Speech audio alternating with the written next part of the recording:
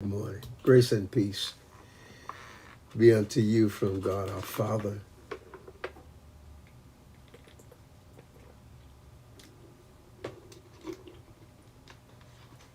How the world are you? As you begin to come on, I pray that you're doing well and that you did well and that you certainly slept well last night. And that getting up this morning is an easy task and not a difficult one. What a great weekend I personally experienced. Southside High School, 50 years celebration. It should have been in 2020, of course, and it's 2 years late, but it still was great seeing the men and women of God who were 16, 17, 18 years of age, but now, amen, they're older. And so we're so grateful to God to have had opportunity to share with many of them and also to continue to share with you and see you in worship on yesterday as well. Powerful time. So great weekend. But it's a new month now, and so we must behave as if it's a new month. And I want to talk to you about next level ministry. And you're going to be surprised because it's not something fresh and new. It's something that, amen, God has been relating to us throughout the period of time. In Matthew chapter 5, starting at verse 43 and 44, this is the Sermon on the Mount, and Jesus is taking his time laboring with his disciples and sharing with them some things that perhaps they should know, but oftentimes the things that we should know, we don't always know. So listen to this word, Matthew chapter 5, verse 43. It says, "You have heard that it hath been said, thou shalt love thy neighbor and hate thine enemy." And most folk really have heard that.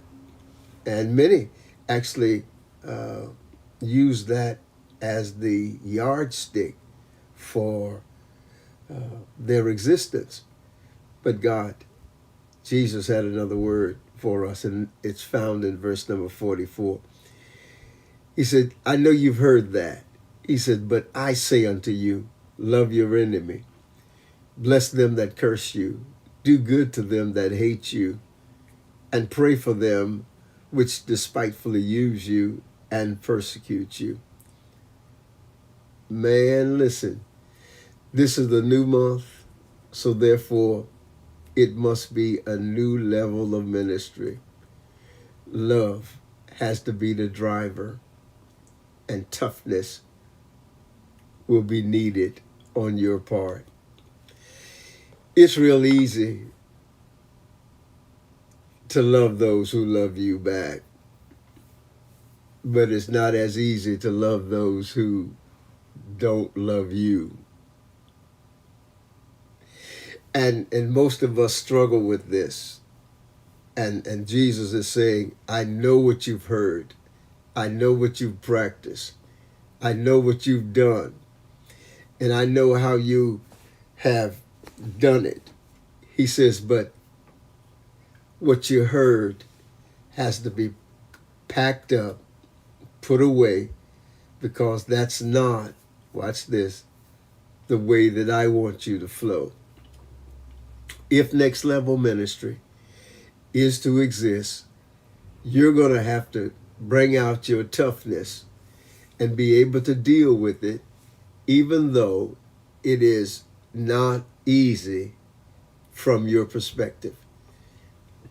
This is really a powerful word, because You know, I don't care how good you are, how strong you are, how holy you are, how sanctified you are. It really doesn't matter how deep you are in meditation and prayer. It's a challenge to love the enemy and to bless them that curse you and to do good to folk who hate you and pray for folk who despitefully use you and persecute you.